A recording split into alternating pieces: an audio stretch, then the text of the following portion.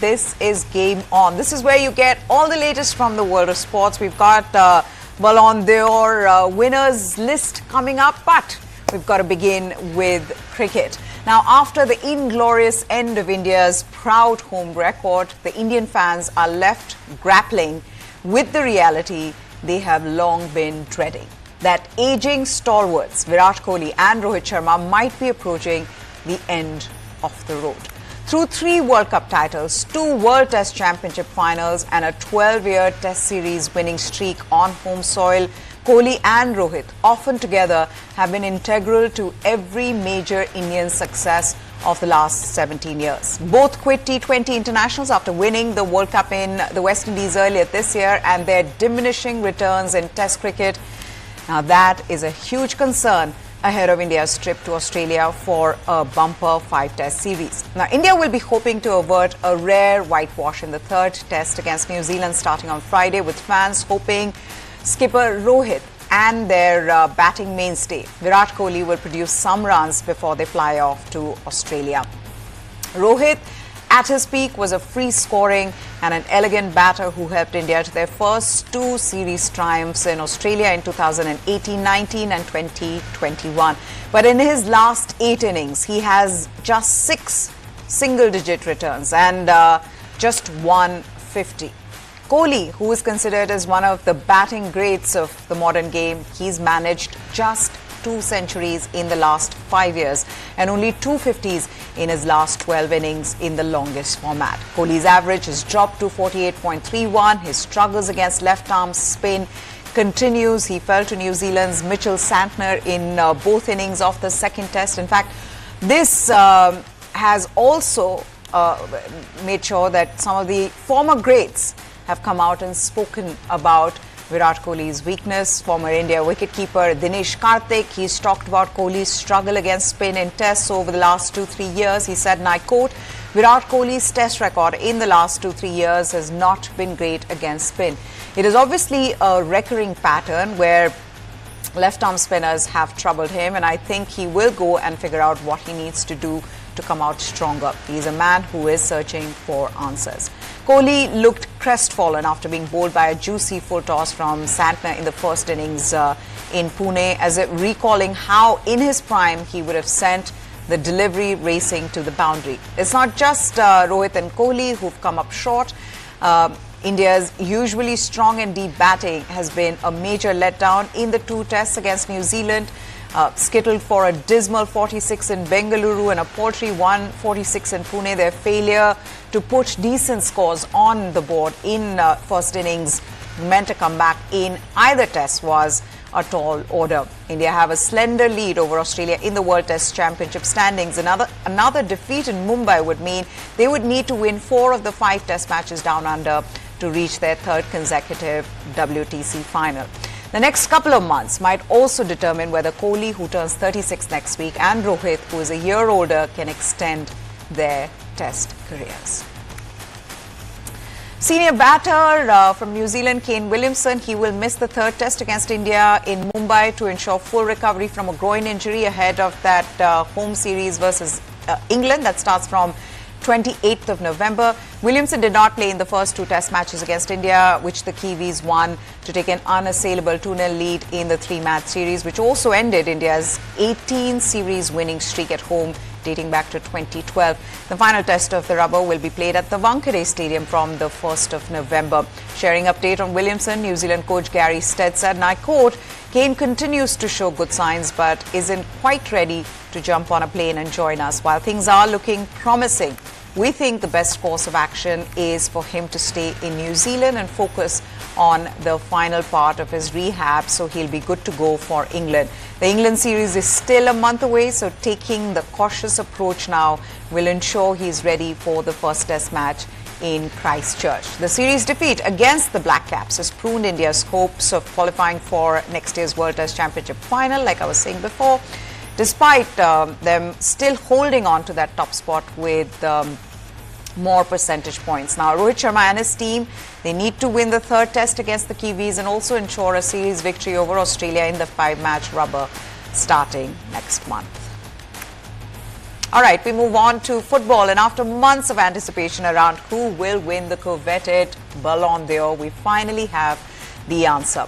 Spain's Rodri has been awarded the Ballon d'Or award for the best player in the world on Monday night. The Manchester City midfielder beat Real Madrid duo of Brazil's Vinicius Junior and England's Jude Bellingham to that prestigious prize. Rodri, a first-time winner of the award, was instrumental in helping his team win an unprecedented fourth successive Premier League trophy last season. He was also named Best Player at this year's European Championship after Spain lifted a record-extending fourth title. He went a world record 74 games unbeaten for club and country from March 2023 to May 2024, avoiding defeat other than via penalties until City's loss to Manchester United in the FA Cup final. He's been an absolutely brilliant defensive midfielder for both club and country. And in fact, the 28-year-old Madrid native is the first defensive midfielder to win that Ballon d'Or since Lothar Matthäus in the 1990, and the third Spaniard to claim the prize after Alfredo Di Stefano, who won this trophy in 1957 and in 59, and the 1960 Ballon d'Or winner, Luis Suarez. Rodri is likely to miss the rest of the 2024-2025 campaign after sustaining an ACL injury during City's 2-2 draw with Arsenal on September 22nd. He collected the prize on crutches on Monday. That knee injury came just days after he'd said at a news conference that players could go on strike in response to the ever-growing number of games in the football calendar. Rodri's stiffest competition for the Ballon d'Or came from Madrid's Vinicius Junior, who refused to travel to Paris for the ceremony after discovering that he would not take home the trophy. For the first time since 2003, neither Lionel Messi nor Cristiano Ronaldo, who are the winners of this prestigious individual award a combined 13 times, were in the running for this year's prize. And the women's Ballon d'Or went to Spain's striker Aitana Bonmatí, who scored 19 goals for the second straight season for Barca and this year has netted 5 in 5 games for Spain, taking her international tally to 26. The Ballon d'Or, created by France Football magazine, it's been awarded since 1956 for the men and since 2018 for the women. It is voted for by journalists from the top 100 countries in the FIFA rankings. Each journalist, one per country, selects 10 players in ranked order with points attributed to each position. The winner is the player who receives the most points. Unlike FIFA's awards for the best players each year, fans aren't part of this voting system. Now, let's listen into what Rodri and Bonmatí had said after receiving the prestigious Ballon d'Or awards. I was a kid watching Messi and Cristiano lifting this kind of trophies every year, and my dream was to play one day with them, never to stand here talking to you right now. So this talks about that is a process, you know. I mean, I said, I think in the Euros, I think when I never put a target on myself to be this kind of player, you know. If you see the mountain, if you're in the low back, of course it's going to be very, very high. But if you have like small goals every day in your life, you will increase your level. One day you will be, I'm very high, you know. And this is, I think, what happened. I never think of winning a Ballon d'Or, but the last years, I think I perform in the highest level of football. And the people that both consider that they were romantic about the football I did, so very pleased. Mi gran objetivo a partir de ahora, pues seguir. My main objective from now on is to keep winning, to keep improving above all. I like to say that I always try to improve every day, and I always talk about my mentality. I think it is unique and necessary to keep progressing in the world of football. I'm 26 years old. I'm young. I consider myself young. I hope I can keep fighting for many more years. Vinicius Junior, who had been seen as one of the favourites for the award until making the decision not to travel to Paris for ceremony, ended up second, while his Barcelona teammate Jude Bellingham was third. On a good night for Spain and Barca players, teen prodigy Lamine Yamal, the youngest ever scorer at the European Championship, won the Copa Award for the best under-21 player. Barca won the best women's team award, and Real Madrid were voted the best men's team. Former PSG forward Kylian Mbappe and Bayern Munich striker Harry Kane shared the Gerd Müller Award for most club and country goals last season with 52 each. And there you can see Harry Kane and Kylian Mbappe with that Gerd Müller Award. And Mbappe joined Madrid during the off-season. Argentina's penalty-saving specialist Emiliano Martinez, he retained the Lev Yashin Award for the best goalkeeper. Ancelotti and Olympic winning coach Emma Hayes, they won the Johan Cruyff Award for the best men's and women's coach. Spain forward Jenny Hermoso, who has fought sexism in Spanish soccer after she was kissed on the lips at last year's Women's World Cup final by former Federation President Luis Rubiales, collected the Socrates Award for humanitarian work. A special award was given by France Football to the wife and son of the late Germany great Franz Beckenbauer. Now, Brazil and Real Madrid forward Vinicius Junior, he was seen as the favourite to win the Ballon D'Or award, but he didn't. He ended up coming second. He broke his silence on finishing second behind Rodri. He said that he will keep on fighting racism, even if his activism is what led to him not winning the Ballon d'Or. Vinicius took to social media after finishing second behind Spain and Manchester City midfielder Rodri in the prestigious award voting. He said on social media, "I will do it 10 times if I have to. They are not ready." This is what he had posted on X after his La Liga side Real Madrid cancelled their plans to attend the ceremony in Paris, boycotting it in anticipation of the Brazilian not winning the men's award. Asked what Vinicius meant by this post, his management staff said that he was referring to his fight against racism and that they believe it was what led to him not winning the award, saying that the football world is not ready to accept a player who fights against the system. The 24-year-old Brazil international has been subjected to racial abuse on several occasions in Spain, leading to at least 2 convictions for racist insults in pioneer cases in the country.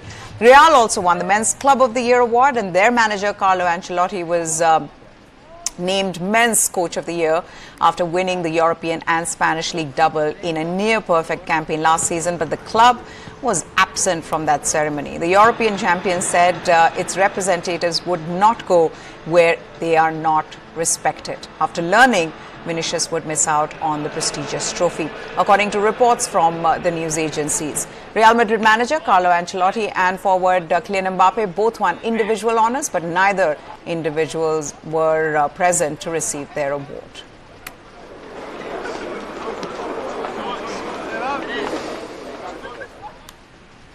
Manchester United manager Erik ten Hag was sacked last night. The Dutchman was told on Monday that he has to leave, and he will leave Old Trafford after 2.5 years in charge, with his final game being against West Ham that United lost on Sunday. Ten Hag's job has been under scrutiny since last season, where Manchester United struggled domestically and in Europe, suffering a group stage exit from the Champions League, and they only qualified for the Europa League this season by winning the FA Cup. In the Premier League, they finished 8th, which was the club's lowest since 1990, but they did win the FA Cup, beating Manchester City. Ten Hag was given an extension in his contract to continue this season, but another hugely disappointing run so far, with just 4 wins in 14 matches across all competitions, put paid to his job.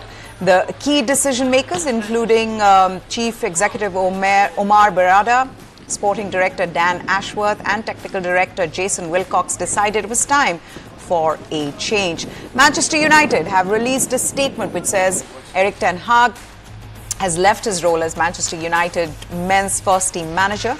Erik was appointed in April 2022 and led the club to 2 domestic trophies, winning the Carabao Cup in 2023 and the FA Cup in 2024. We're grateful to Erik for everything that he's done during this time. Ruud van Nistelrooy will take over the team as the interim head coach, whilst a permanent coach is recruited. Manchester United football fans in England, they have a mixed response to Ten Hag's departure from Old Trafford. Quite surprised. I mean, if you saw the West Ham game yesterday, I thought, we made a good account of ourselves. It's a results-driven business, so not surprising really in the end. But I thought we played okay yesterday. Yeah, I think it was time, to be honest. I do feel for him a little bit, but performances just haven't been good enough. I do not want Gareth Southgate in charge of Manchester United. Watching England, I know even though he's got to finals and stuff like that, the football that he plays, it just will not work at Man United. That's what I'm a little bit worried about, because even with the team he had with England, we should have been winning them tournaments, and he didn't. It hasn't come as a surprise. He probably needed his 1-year extension, and I can understand that. He did win 2 trophies, did beat City, that must count for something. But unfortunately, for me personally, as a match going red, I don't think he had a decent enough plan. I'm thinking more maybe Xavi, because he's got that footballing history, but he's also got that knowing of how attacking and defending and keeping it nice and balanced all at the same time was keeping a positive mindset even if you're losing. All right, get ready for DFB-Pokal Round 2 action, which begins tonight. That will be brought live on all News 9 Network digital platforms for the Indian fans. 2 games are scheduled to start at 10:30 p.m. tonight. In the first match, RB Leipzig, they will be up against St. Pauli. Also at 10:30 p.m. India time, Leverkusen will take on SV Elversberg. At 1:15 a.m. tonight, VfB Stuttgart, they will host FC Kaiserslautern. And Wolfsburg will be playing against Borussia Dortmund. On the 30th of October at 10:30 p.m. India time, Eintracht Frankfurt, they will take on Mönchengladbach, as well as SC Freiburg. And Hamburger SV, they will be up against each other during the day's first round matches. In the late night action for the Indian football fans at 1:15 a.m. on 31st October, Hoffenheim will host Nürnberg, whereas Mainz will be up against the fancied Bayern Munich. And Borussia Dortmund's young superstar Karim Adeyemi, in a very special message for all the Indian fans, has urged the fans to watch the DFB-Pokal action live. Dear fans in India, Wolfsburg against Borussia Dortmund, German Cup live and for free on Tuesday. See you soon. Yo, Karim. And VfB Stuttgart's forward Ermedin Demirovic has also urged Indian fans to support DFB-Pokal and watch that live action on News 9. This is what he has to say. Hi India, hi football fans. Remember to watch Stuttgart in the DFB-Pokal live on TV9. We need your support. We were just talking about racism with Vinicius Junior. Now, the Spanish government, La Liga and Real Madrid spoke out on Sunday against reported racist insults that were allegedly directed at Barcelona players during Saturday's match at the Bernabeu Stadium. Spanish media reported that the 17-year-old Barcelona forward, Lamine Yamal, who is of Equatorial Guinean and Moroccan heritage, was among the players targeted with xenophobic and racist abuse during that El Clasico. Barcelona beat arch rivals Real Madrid 4-0 with Yamal one of the scorers. Now, Yamal just won the Copa Trophy for the best young player. In fact, he was the youngest to win that award ever. The Spanish Supreme Sports Council, they condemned the incidents and said it would meet on Monday, which is they'd met yesterday to discuss the case. We still don't know what has come out of it, but the State Commission Against Violence, Racism, Xenophobia and Intolerance in Sports, the CSD, the Police and Civil Guard, Spanish Football Federation, La Liga and the State Attorney's General Office have all got together to find a solution for this problem that has existed in Spanish football for some time now. Lamine Yamal, the victim of that racist abuse on Saturday night, with Real Madrid fans targeting him, Rafinha, Ansu Fati and Alejandro Balde. The 17-year-old paid very little attention. He was asked about it. He said the one who was on the pitch is me, the one who celebrated the goal is me, and the fact that fans off it say 4 stupid things to you doesn't have to matter. On the contrary, when they tell you that, it means you are doing very well.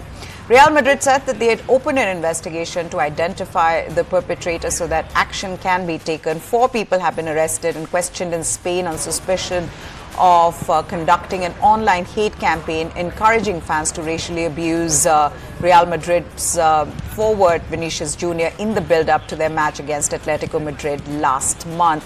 And Vinicius has been very vocal about the racist insults that have been hurled at him. He in fact now says that that's the reason why he wasn't given the Ballon d'Or. And so this racism problem is just continuing in La Liga as well as in French football.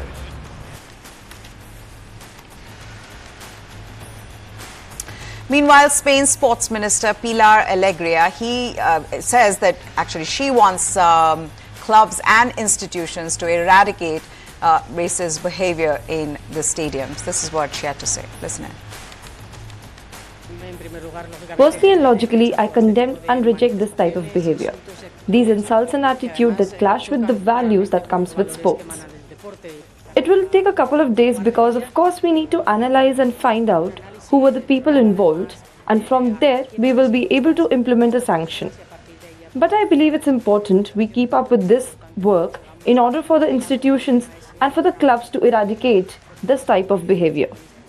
We are not talking about all the fans. We are talking about a minority that unfortunately keeps on with these insults and behaviors, and we have to answer with exemplary sanctions. Looking for ways to eradicate this type of behavior. Even as the debate continues as to whether Rodri deserved that Ballon d'Or more than Vinicius Junior, who himself has been extraordinary in the last season for his club and for country, the fact that racism has been such a huge issue in La Liga and Vinicius has been targeted so often, a lot of his fans now suggest or say that it would have been also symbolic had they given the Ballon d'Or to a player of coloured heritage.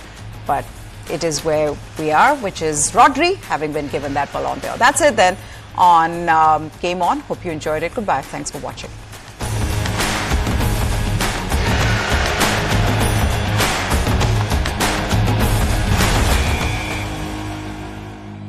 Jai Bhavani, Jai Shivaji. A warrior so brave he'll forever be hailed.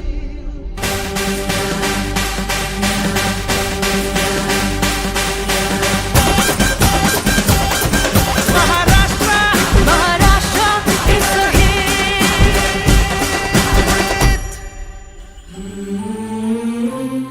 Maharashtra tourism. Hey, why are so many lights on? Is it Navroz? Settling accounts, uncle? No, writing a love letter. Check your accounts every day and ensure there is no mismatch. Exchange sends trade-related messages daily. Do timely verification. And if there is a mismatch, inform the exchange immediately. Soch kar, samajh kar, invest kar.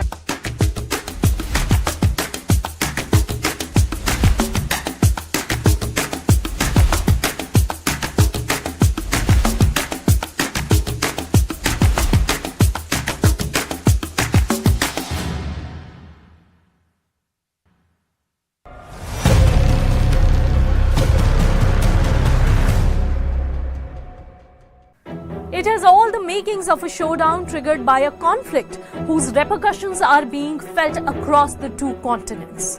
Seoul is considering sending advisors and heavy weapons to Ukraine in response to Pyongyang's deployment to Russia of upwards of 12,000 soldiers. Will a North Korea-South Korea showdown play out in the Russia-Ukraine theatre? News 9 Plus decodes. The first North Korean troops are expected to arrive in Russia-Kursk region on October 23rd to help defend it against Ukraine's incursion, says the head of Ukrainian Defense Intelligence Directorate. The news comes as Seoul is considering sending advisors and heavy weapons to Ukraine in response to Pyongyang's deployment to Russia of more than 12,000 soldiers, including elite special operations units. So why is Pyongyang helping Moscow in its war against Kyiv? Well, the two have been allies since North Korea's founding after World War II and have drawn even closer since Russia's 2022 invasion of Ukraine. In June, Putin and Kim Jong-un signed an agreement that pledged mutual aid if either country faces aggression. One of the North's intentions in standing alongside Russia is to demonize the United States as an imperial state, weakening regional stability across the world. Sending soldiers to help Russia's war effort against